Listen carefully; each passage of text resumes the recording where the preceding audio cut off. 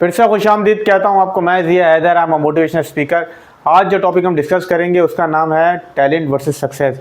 क्या कामयाबी के लिए आपका या किसी का भी टैलेंटेड होना ज़रूरी है? क्या वही लोग कामयाब होते हैं जो कि टैलेंटेड होते हैं? ये बात दुनिया में हकीकत है कि एक इंसान दूसरे इंसान से मुख्तलिफ है। उसकी मेंटल एबिलिटी दूसरे इंसान से डिफरेंट है, उसकी सोचने की सलाहियत दूसरे इंसान से डिफरेंट है, इमोशनल इंटेलिजेंस दूसरे इंसान से डिफरेंट है। कोई बच्चा बहुत जल्दी बोलना शुरू कर देता है, कोई बच्चा बहुत जल्दी चलना शुरू कर देता है। कोई बच्चे को समझाओ तो उसको फ़ौरन समझ आती है और कोई बच्चे को टीचर समझा समझा के थक जाता है और एंड में हार मान लेता है कि तुम जैसा मैंने नालायक बच्चा नहीं देखा। तो जो बच्चा जिसको आप नालायक समझते हैं, क्या वो कामयाब हो सकता है या नहीं हो सकता? इस दुनिया के अंदर जितने भी कामयाब लोग हैं वो सारे नालायक ही थे। टैलेंटेड लोगों को पहचाना कैसे जाता है? जब हम किसी इंसान को कोई काम देते हैं तो वो बहुत जल्दी समझ लेता है, या जो काम बहुत परफेक्ट तरीके से करता है या जो काम समझाया जाता है उसको उससे भी अच्छे तरीके से करता है, तो हम कहते हैं कि ये बंदा बहुत टैलेंटेड है। लेकिन जो ऐसा बंदा, जो मतलब कोई भी ऐसा बंदा, या मैं अपने आप को अगर मैं समझूँ कि मैं टैलेंटेड नहीं हूँ, या कोई भी ऐसा शख्स जो अपने आप को समझता है कि वो टैलेंटेड नहीं है, क्या वो कामयाब हो सकता है? बिल्कुल कामयाब हो सकता है। अभी जो 7 पॉइंट मैं आपको बताने वाला हूँ, अगर वो आप अपने अंदर संभालें तो कोई भी आपको कामयाब होने से नहीं रोक सकता। सामने वाला कितना ही टैलेंटेड क्यों ना हो, लेकिन वो आपको नहीं मार पाएगा। दुनिया में वही लोग कामयाब हुए हैं जो कि टैलेंटेड नहीं थे, जिनको दुनिया नाकाम बोलती थी। एल्बर्ट आइंस्टाइन को स्कूल से निकाल दिया था ये बोल के कि तुम नालायक हो, तुम पढ़ने के काबिल ही नहीं हो, और उसने ही दुनिया बदल के रखी। तो टैलेंटेड होना ज़रूरी नहीं है, बल्कि जो क्वालिटीज़ मैं आपको बता रहा हूँ, अगर ये क्वालिटी आप संभालें तो टैलेंटेड वाला भी आपके आगे कुछ भी नहीं होगा। पॉइंट नंबर 1 है टाइम पंक्चुअलिटी। इसके लिए ना आपका टैलेंटेड होना ज़रूरी है, ना आपका पीएचडी होना ज़रूरी है, ना आपका मास्टर होना ज़रूरी है, ना आपका ग्रेजुएशन ज़रूरी है, ना ही आपका इंटर होना ज़रूरी है। जो टाइम, जो भी कमिटमेंट आप करते हैं अपने आप से या दूसरे से, अगर आप उस पर पक्के हैं तो ये एक ऐसी क्वालिटी है जो आपको कामयाब होने से नहीं रोक सकती।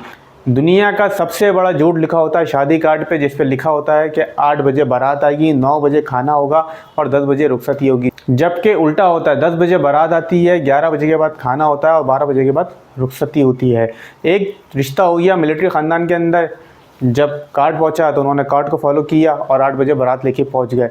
जो मेज़बान थे वो खुद भी नहीं पहुंचे हुए थे। तो टाइम पंक्चुअलिटी करेंगे जब भी कामयाबी मिलेगी, वरना आपको नहीं मिलेगी। एक क्विक सी एग्जांपल मैं आपको देता हूँ। एक ऑफिस था जिसकी टाइमिंग थी सुबह 8 बजे हर एम्प्लॉय ने पहुँचना है। 8 बजे पहुँचना ही पहुँचना है, मैक्सिमम 8:15, उसके बाद कोई भी एम्प्लॉय अंदर अलाउ नहीं था। एक ऐसा बंदा था जो रोज़ाना 8 बजे से पहले पहुँच जाता था, लेकिन एक दिन वो लेट हो गया। जिस दिन वो लेट हुआ वो 8:15 से भी ज़्यादा लेट हुआ और उसको अंदर अलाउ कर दिया गया। तो सारे एम्प्लॉयज़ ने बोला भाई इतनी सख्ती है, हमें तो कभी अंदर अलाउ नहीं किया गया 8:15 के बाद, तो इस बंदे को क्यों अलाउ कर दिया गया? तो बोला भाई ये बंदा 100% टाइम पंक्चुअल है, ये हमेशा 8 से पहले आता है। अगर ये आज लेट हुआ है तो उसका कोई ना कोई जेन्युइन रीज़न है। वो कोई फेक रीज़न नहीं देगा कि मेरे साथ ये प्रॉब्लम हो गई थी, कोई वो प्रॉब्लम हो गई थी, उसके साथ कोई प्रॉब्लम ही हुई होगी जिसकी वजह से वो लेट हुआ था। तो टाइम पंक्चुअलिटी के लिए जापान तो दुनिया में माना जाता है टाइम पंक्चुअलिटी के लिए। तो आपने अगर सक्सेस हासिल करनी है तो जो भी कमिटमेंट है सामने वाले से या आपके अपने आप से, वो आपने पूरी करनी है। जैसे आप सुबह उठते हैं या सोचते हैं, कमिटमेंट करते हैं अपने आप से कि सुबह 5 बजे उठूंगा और एक्सरसाइज करूंगा और अलार्म लगाते हैं।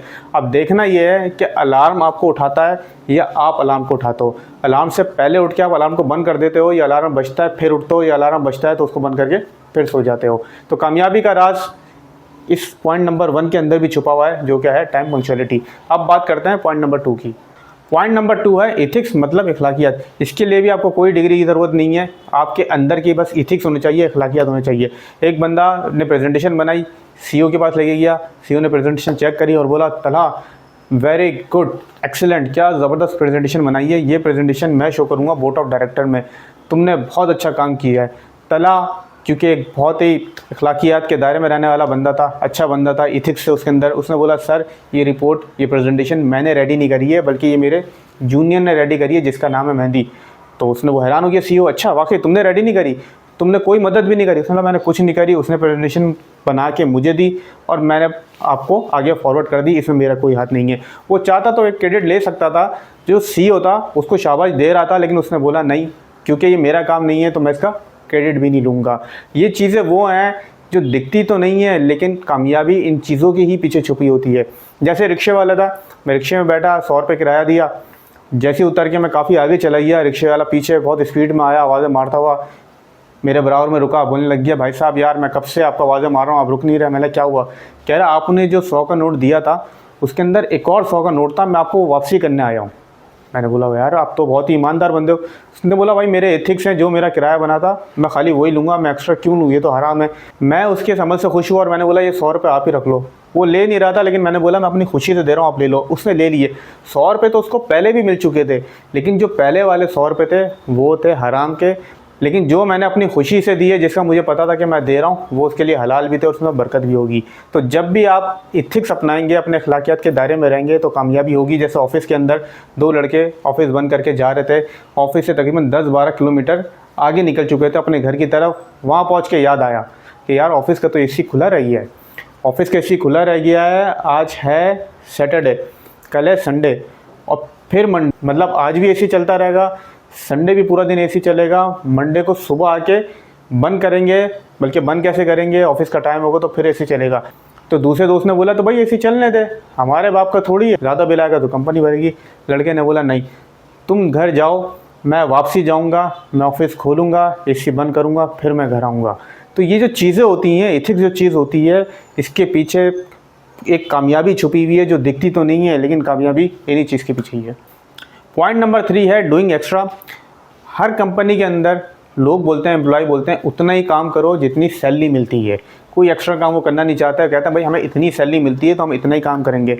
अगर मैं इसको उल्टा कर दूं कि आपको उतनी ही सैलरी मिलती है जितना आप काम करते हो, आप ना कुछ एक्स्ट्रा करना चाहते हो, ना ही कंपनी आपको कुछ एक्स्ट्रा पे करना चाहती है।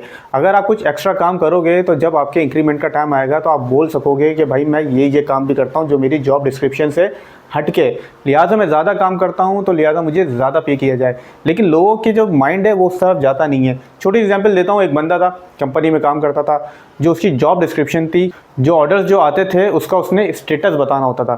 तो उसके पास कॉल आई कस्टमर ने उसको कॉल करके बोला भाई 7 बजे बर्थडे, मैंने एक ऑर्डर किया हुआ था, ऑर्डर कब तक डिलीवर्ड हो जाएगा। उसने जब कंप्यूटर पर स्टेटस चेक करा तो पता लगा कि वो ऑर्डर रेडी नहीं है। उसने कस्टमर को फ़ोन करा और बोला सर वो तो ऑर्डर रेडी नहीं है। अब मेरे पास 2 ऑप्शन है, या तो भाई आपने जो मुझे पैसे दिए हैं, मतलब कंपनी को जो पैसे दिए हैं मैं आपको रिफ़ंड करवा दूं, या ऑर्डर आज तो डिलीवर्ड नहीं हो सकता, आने वाले दिनों में हो सकता है जब उसका स्टॉक अवेलेबल होगा।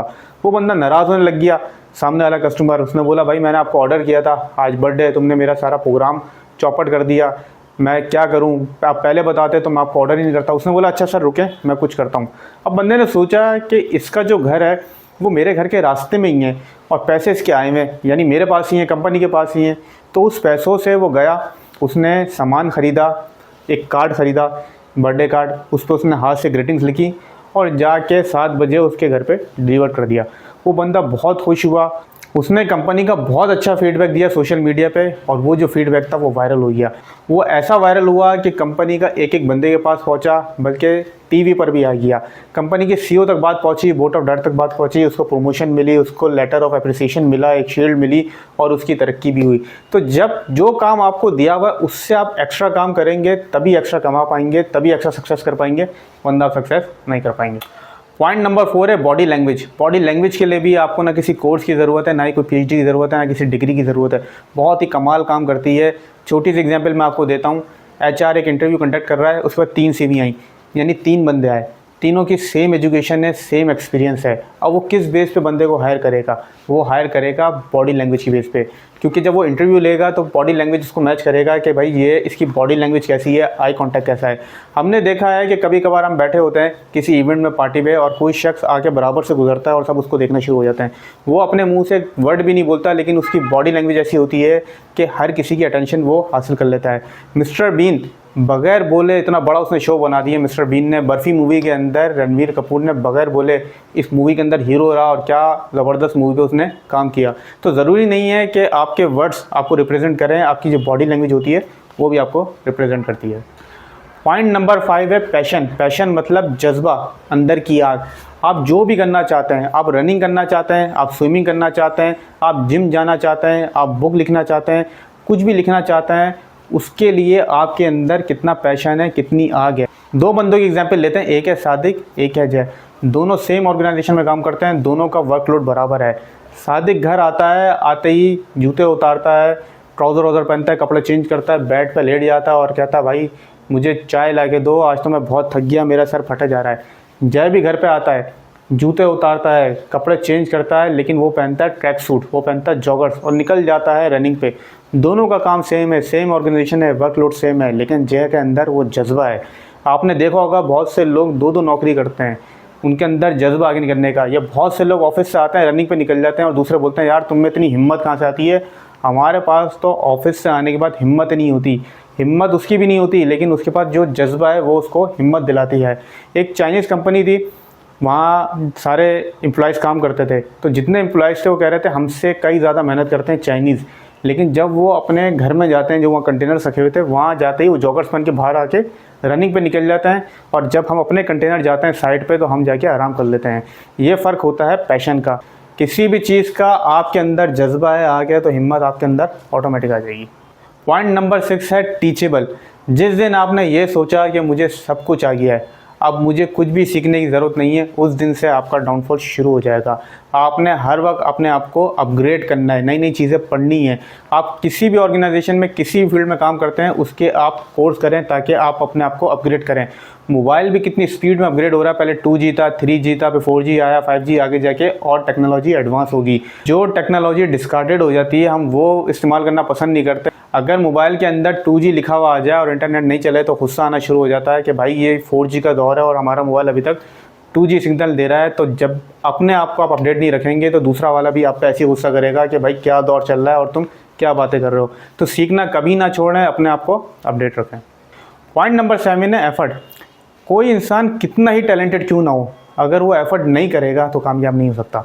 ऑफिस के अंदर एक मीटिंग हुई, मीटिंग में डिसाइड हुआ कि बहुत ही इंपॉर्टेंट प्रोजेक्ट है, ये खाली उस बंदे को देना जो टैलेंटेड हो। पता लगा ऑफिस के अंदर सबसे ज़्यादा टैलेंटेड बंदा मेहंदी है, लेकिन मेहंदी ने बोला कि भाई मैं तो काम नहीं करूँगा, मैं काम नहीं करूँगा, उसमें सबसे ज़्यादा तुम टैलेंटेड हो और कंपनी डिसाइड किया है कि आप ही करोगे। उसने बोला भाई मैं नहीं करूँगा।